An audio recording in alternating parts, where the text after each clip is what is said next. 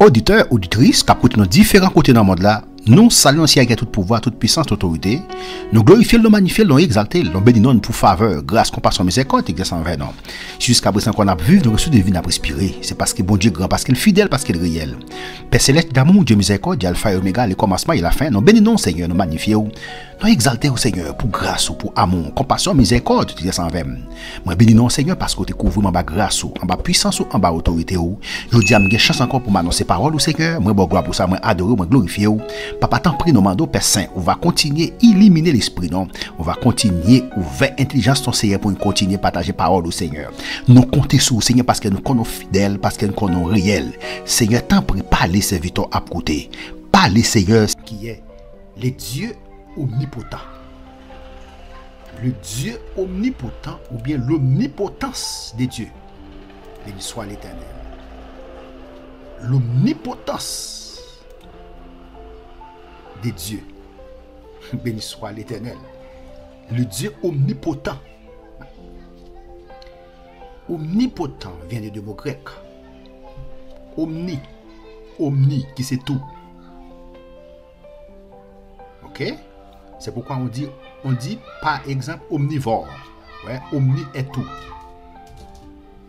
Ok? Omnivore, n'est-ce pas? C'est qui mange de tout. Omnipotent. Potent, potentia. Et puissance. Donc le Dieu omnipotent veut dire Dieu, n'est-ce pas, possède la toute puissance. C'est-à-dire il est omnipotent.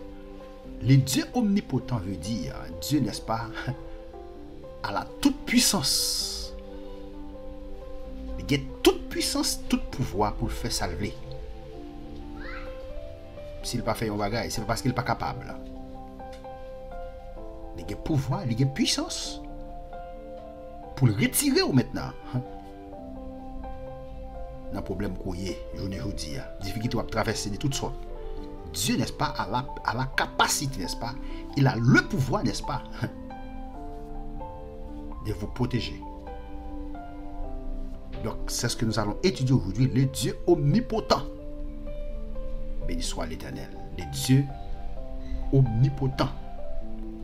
C'est ce que nous allons étudier maintenant aujourd'hui. Donc, c'est une religion basée sur orientale, taoïste,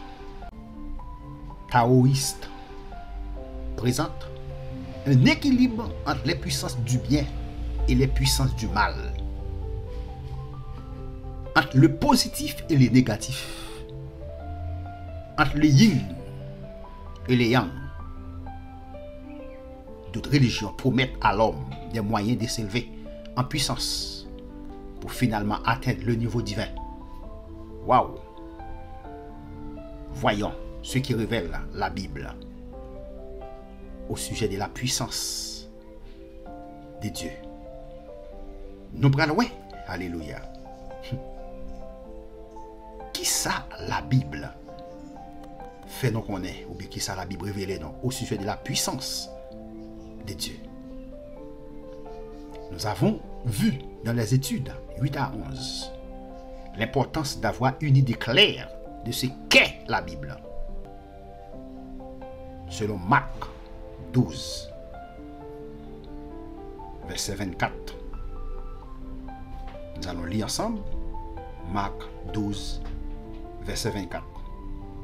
Nous lisons ainsi. Jésus leur répondit: n'êtes-vous pas dans l'erreur, parce que vous ne comprenez ni les Écritures, ni la puissance de Dieu. Béni soit l'Éternel. Lorsque vous étudiez la Bible, certaines fois, pour bien interpréter un passage biblique, il faut lire les versets qui viennent avant et les versets qui viennent après. C'est pourquoi on dit il n'y a pas de texte sans contexte. Un texte sans contexte est un prétexte. Maintenant, pour bien comprendre ce passage, nous devons lire, n'est-ce pas, le verset, n'est-ce pas, qui viennent avant. Nous allons lire ensemble, n'est-ce pas, pour bien comprendre ce passage. Parce que ça, les questions de les Sadducéens, on est capable d'expliquer parce que nous sommes l'île déjà. Les questions de les Sadducéens, nous connaissons les Sadducéens, nous disons c'est un groupe religieux.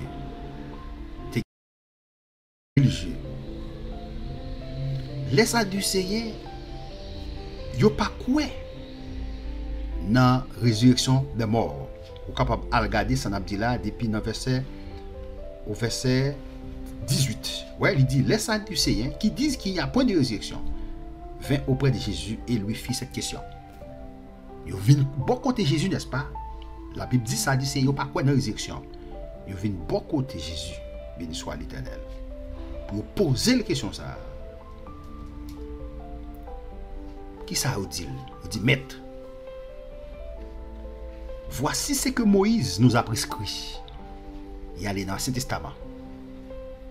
Il dit, mais ça Moïse te prescrit non. Si le frère de quelqu'un meurt et laisse une femme sans avoir d'enfant, son frère épousera sa veuve et suscitera une postérité à son frère.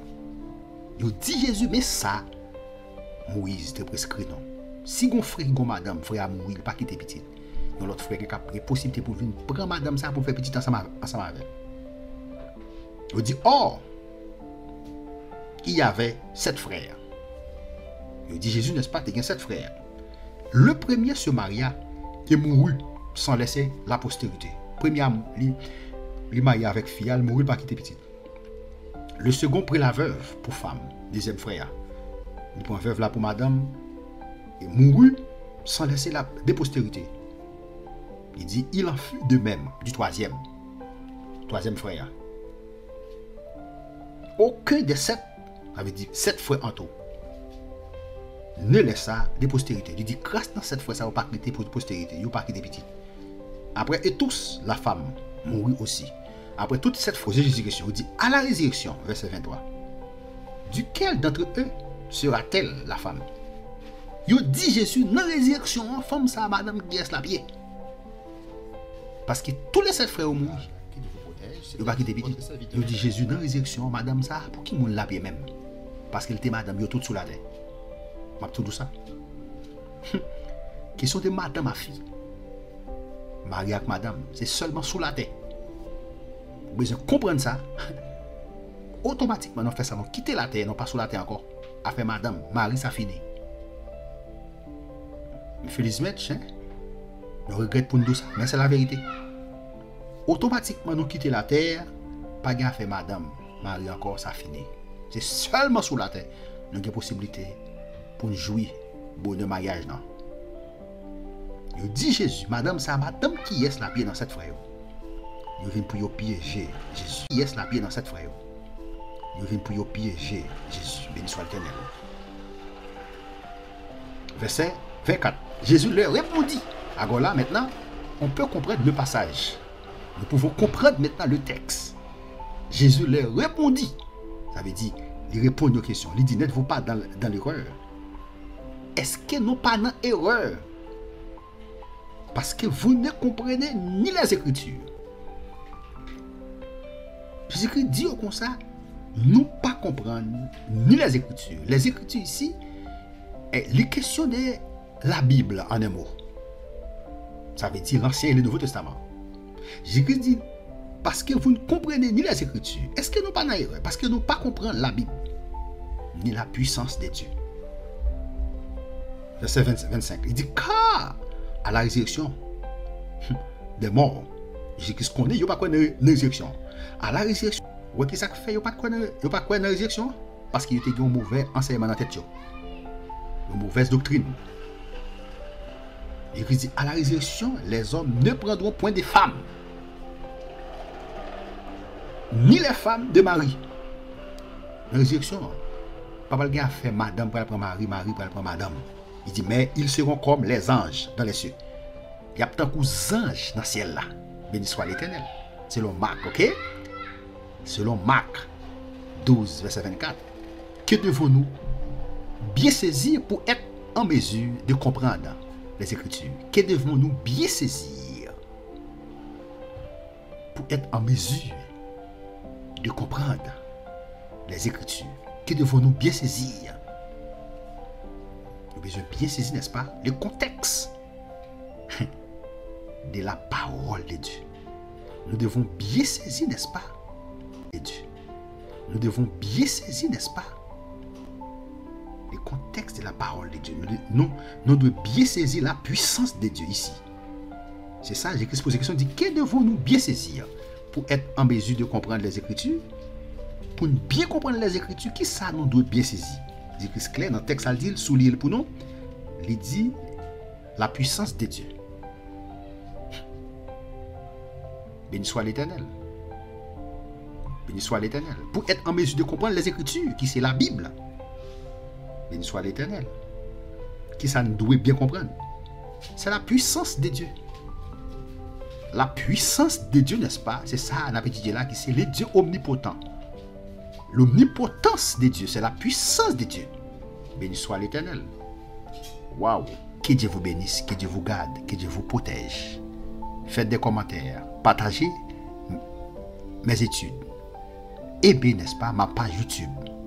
C'était votre serviteur Jean-François Pétion qui était en train de partager la parole de Dieu avec vous. À la prochaine, pour une prochaine vidéo.